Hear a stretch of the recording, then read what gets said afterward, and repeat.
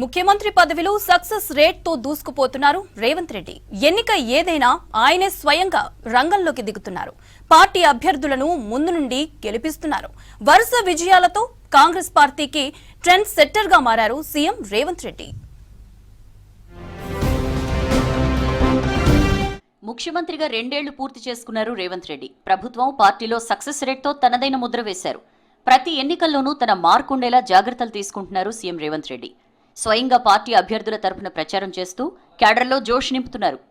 ఇప్పటి వరకు జరిగిన అన్ని ఎన్నికల్లోనూ రేవంత్ రెడ్డి స్వయంగా ప్రచారం చేశారు.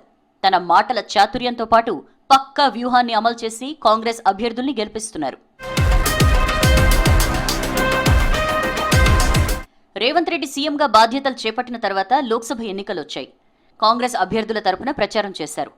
8 లోక్సభ స్థానాల్లో కాంగ్రెస్ గెలవడంలో ఆయన కీ రోల్ పోషించారు. సికింద్రాబాద్ కంటోన్మెంట్ అసెంబ్లీ నియోజకవర్గం బైపోల్లోనూ కాంగ్రెస్ గెలిచింది.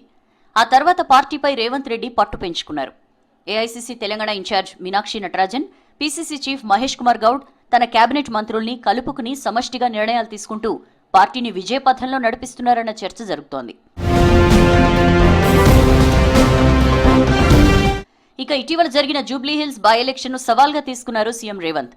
కాంగ్రెస్ అభ్యర్థి నవీన్ యాదవ్ కు మద్దతుగా ప్రచారం చేసి 25,000 ఓట్ల భారీ మెజార్టీతో గెలిపించారు.